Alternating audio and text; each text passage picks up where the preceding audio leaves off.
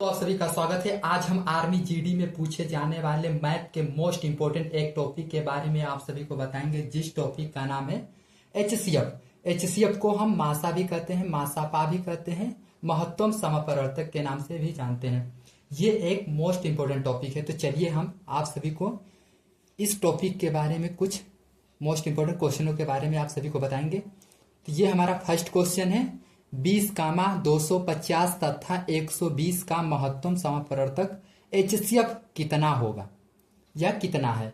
तो ऐसे सवालों को हम कैसे करते हैं, एक मुजबानी विधि से। मुजबानी की यानी कि देखते बता दो कि आंसर कितना है।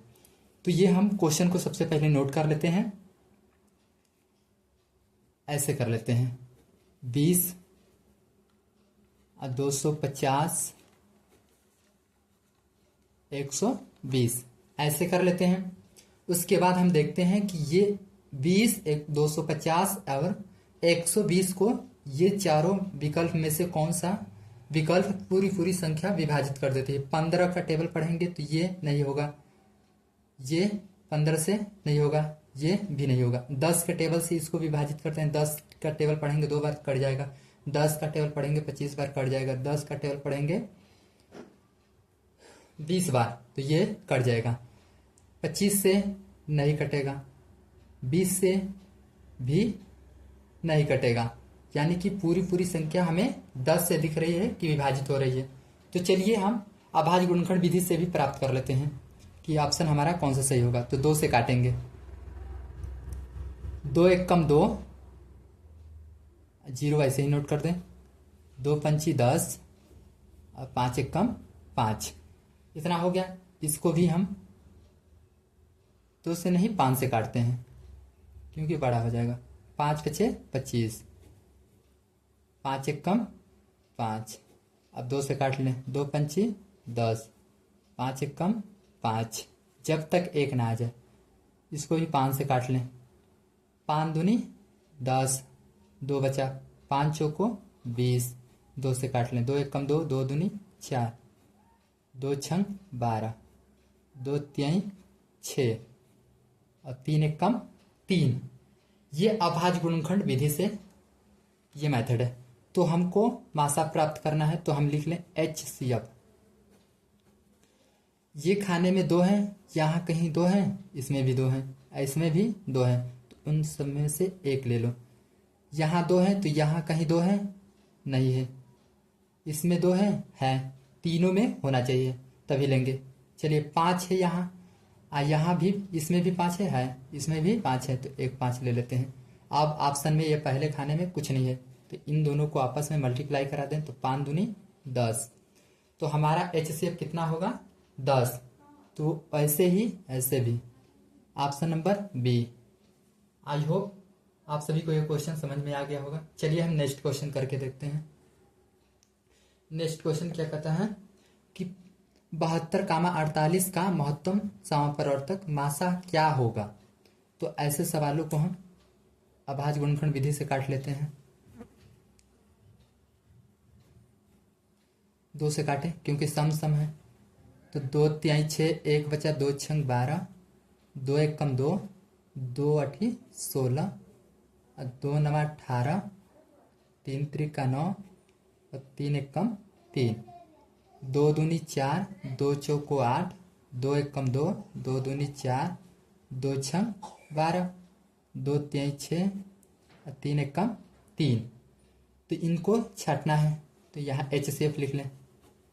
इस खाने में 2 है, इस खाने में 2 है तो 1 लिख लें, इस खाने में 2 है, इस खाने में 2 है 1 लिख लें, इस खाने में 2 है, इस खाने में 2 है 1 लिख लें, इस खाने में 3 है, यहीं कहीं 3 है, 3 है तो 1 3 लिख लें, यहाँ 3 है, इसमें कहीं 3 और है, नहीं है, तो इन सभी को आपस में मल्टीप्लाई कराना। तो 2 दूनी 4, 4 दूनी 8, 8 त्रिक 24, 8 त्रिक 24। तो 72, 48 का मासा कितना होगा 24। आई होप आप सभी को समझ में आ गया होगा। चलिए हम थर्ड नंबर क्वेश्चन को करके देखते हैं। थर्ड नंबर क्वेश्चन क्या कहता है, 48, 92 तथा 140 का महत्तम समापवर्तक मासा ज्ञात कीजिए। तो चलिए वैसे ही कर लेते हैं। 48 92 और 140। तीनों को अलग अलग काटते हैं क्योंकि मासा में अलग अलग, लासा में एक ही में काटते हैं। तो 2 से काटें क्योंकि सम सम है। 2 दूनी 4, 2 चौको 8, 2 एक कम 2, 2 दूनी 4, 2 छंग 12 और 2 तिहाई 6, 3 एक कम 3। इसको भी 2 से, 2 चौको 8, 1 2 छंग 12 और 2 दूनी 4 और 2 तिहाई 6, 23 एक कम 23। 2 सत्ती 14, 0 वैसे ही नोट कर दें। 2 तिहाई 6, 1 बचा, 2 पंची 10, 5 से 5 सत्ते 35 और 7 एक कम 7। इतना होने के बाद यहाँ हम HCF लिख दें। ये पहले खाने में 2 है, यहाँ 2 है, यहाँ 2 है, तो उसमें से हम 2 एक नोट कर लें। इसमें 2 है, इसमें 2 है, इसमें 2 है, एक नोट कर लें।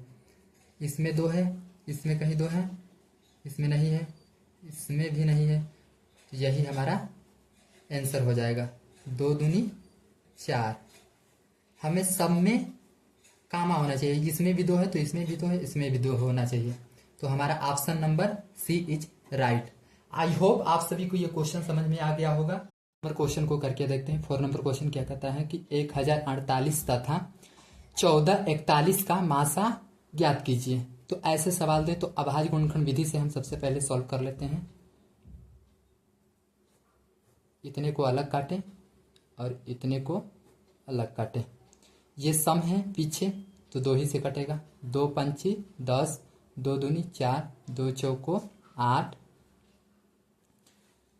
2 दूनी 4, 1 बचा, 2 छंग 12 और 2 दूनी 4, 2 एक कम 2, 2 तिहाई 6, 2 एक कम 2, तो 131 एक कम 131। यहाँ ये किसके टेबल से कटेगा? 2 से तो कटेगा नहीं क्योंकि विषम है।